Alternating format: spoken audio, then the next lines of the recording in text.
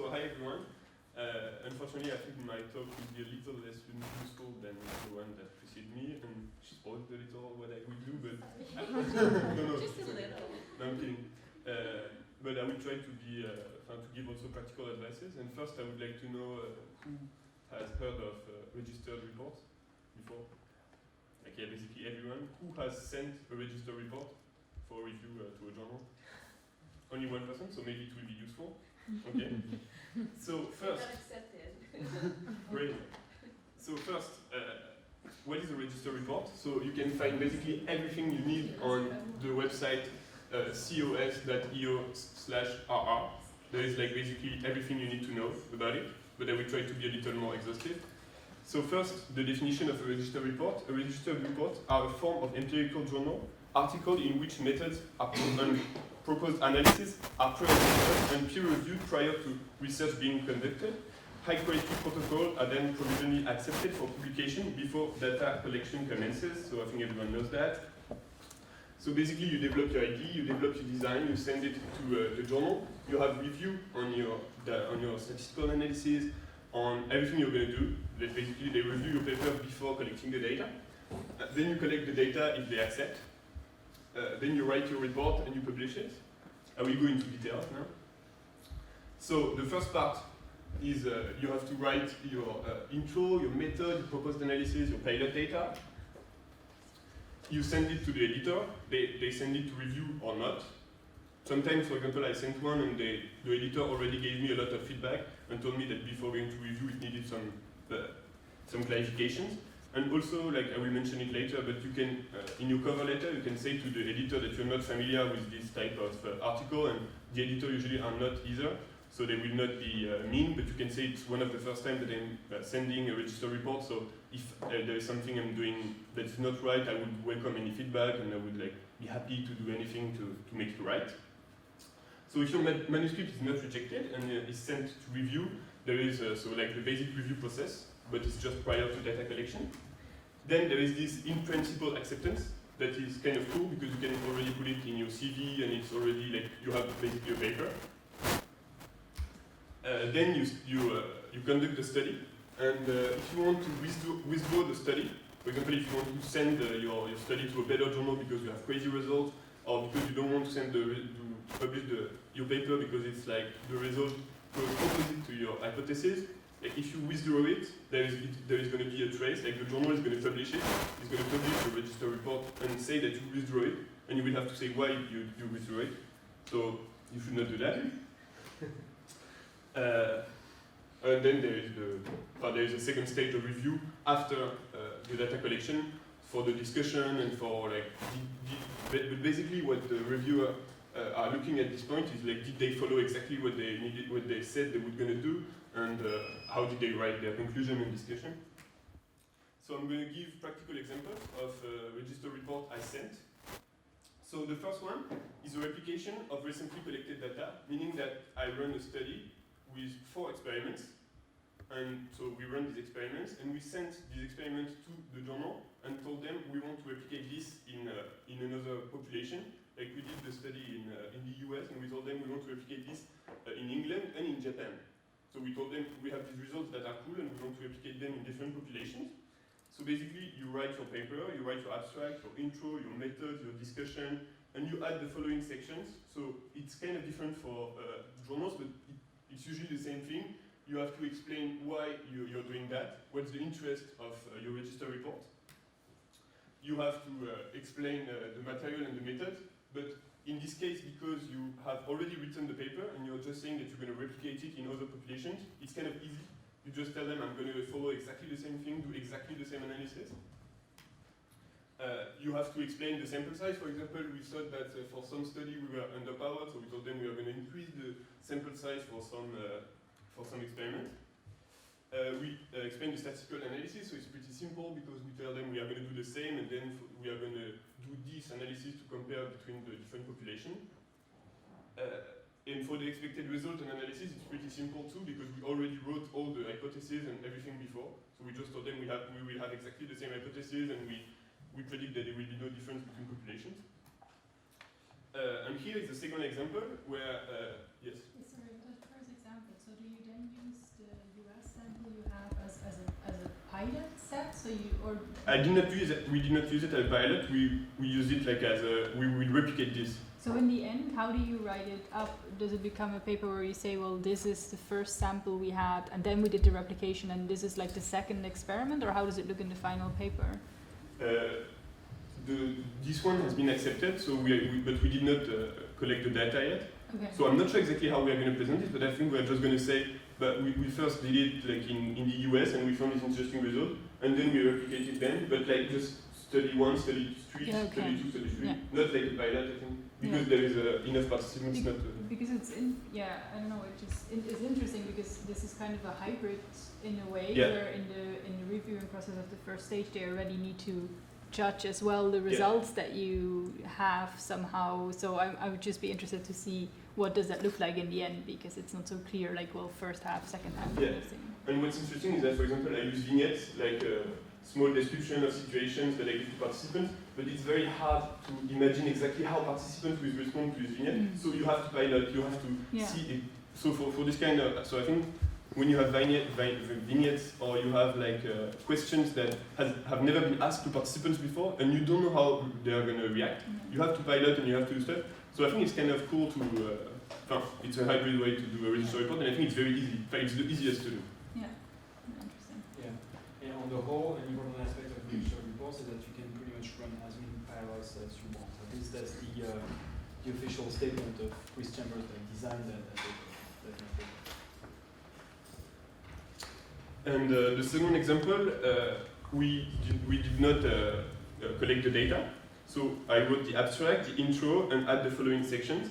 So since we had like news that we showed to participants, we just pre-tested the news because, for example, we said like this is a sad news, this is a happy news. So first we gave this news to participants so they could evaluate them, and so this is not a pilot, this is a pre-test, like just to test our materials. So you add that in the register report, and you say we pre-tested our material have the properties that we give them, and then you write the register report pretty much like you would do a pre-registration. So you have like to say everything, like to give all the details of your statistical analysis, all your hypotheses. So you have to say, for example, experiment 1. So I think you're familiar with pre-registration, or do you want me to explain?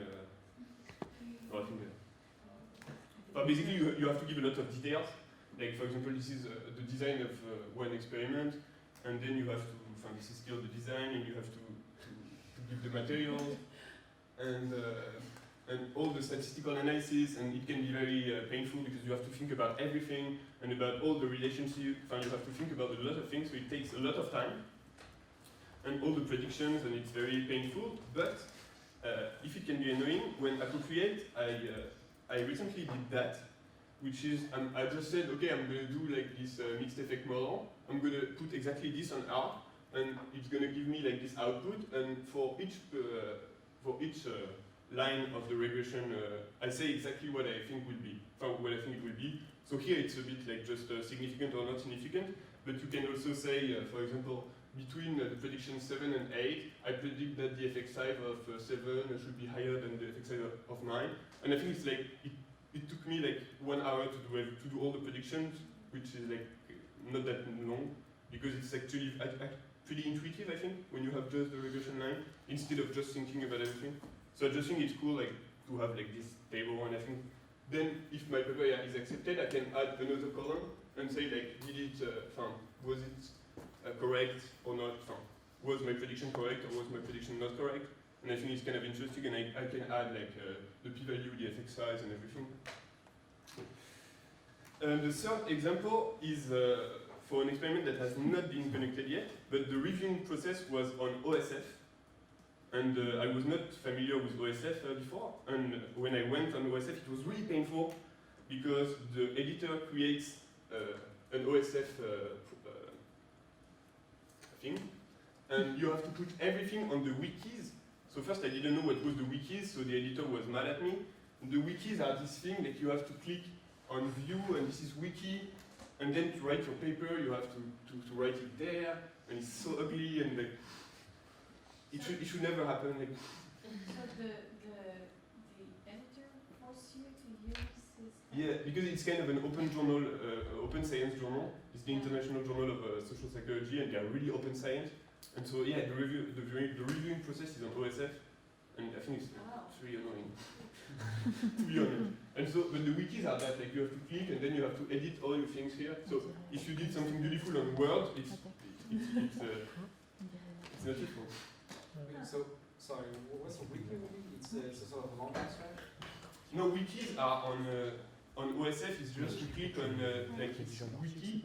I don't know, when you go on a project, you have to click on wikis, and that's just a special part of the OSF. I think the goal is to document what's in your repository, and so what is each file, and so imagine someone is going to your OSF repository. What information does this person need to find out what he's looking for? This sort of sketch of the Yes. So this was a little annoying. Yeah. And but you can also propose a replication to journal, like whether it's that is not your study, that is a direct or conceptual replication.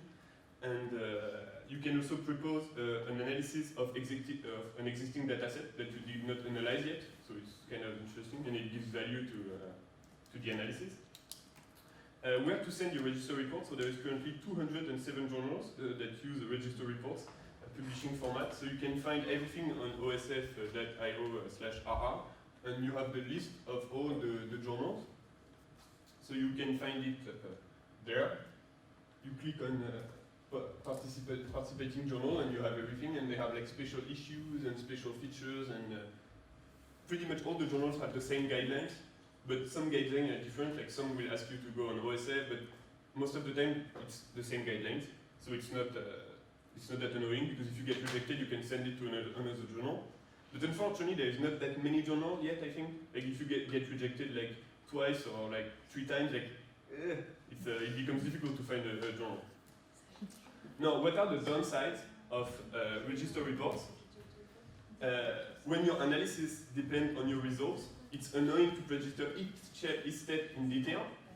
For example, when you want to publish a series of experiments, and when the second experiment, what you're going to do for the second experiment depends on the first experiment, and when the third experiment, on the OSF website, they say it's not a problem, but you have like just to send your paper to review each time after it, and they say it's not a problem. It will just take like 5 years to get your paper published, so not a problem.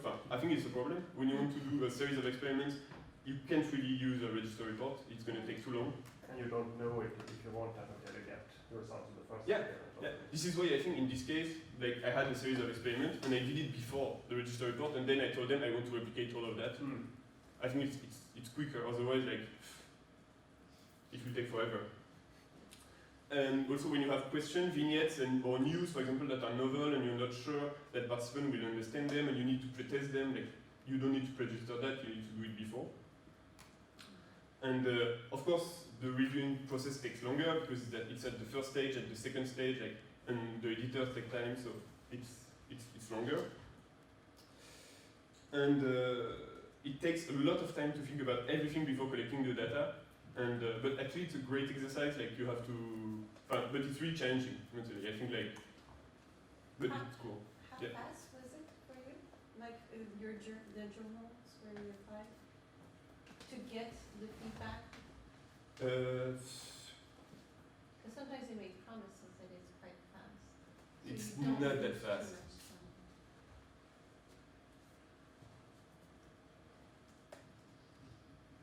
I sent it like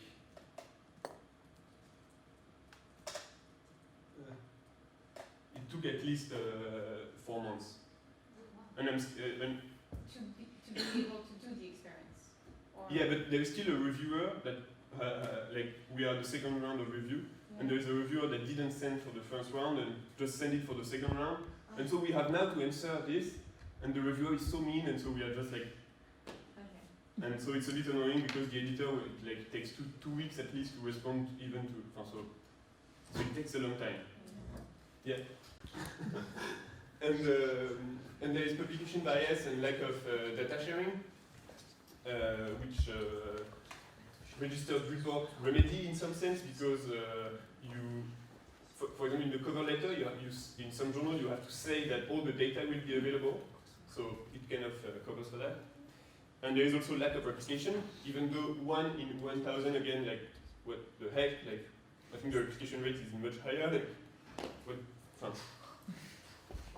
And other advantages. So of course, papers that receive in principle acceptance after stage 1 are valuable. You can put them in your CV, and you're like, oh, it has been accepted there, so it's cool. And it compensates in some sense for the reviewing time. And I think it's a good argument. And you have feedback on your design, statistical analysis, which can be very helpful, especially when you're not a statistician or where, like, for me, like, it's really helpful to have feedback on my design. And you can sleep tight, because what matters is not your p-value, but the quality of your experimental design. And some small things to know, so you can't withdraw an article that has been accepted in stage 1, or if you withdraw it, it will go public. And in the cover letter, I usually write as a side note, we must admit this is one of our first time experiencing submitting in this format, so we explicitly say that we may have made some mistakes and please be gentle. And sometimes the journal will ask you to write that you have like the ethic approval, your research will be done in time, that you will share your data, that you accept that the journal publish a result, so you have to add some little things, but it doesn't take that long. And basically that's it. And if you're interested in seeing the paper I talked about, you can find them on my website. And if you have any question, I would be happy to answer them. Yeah.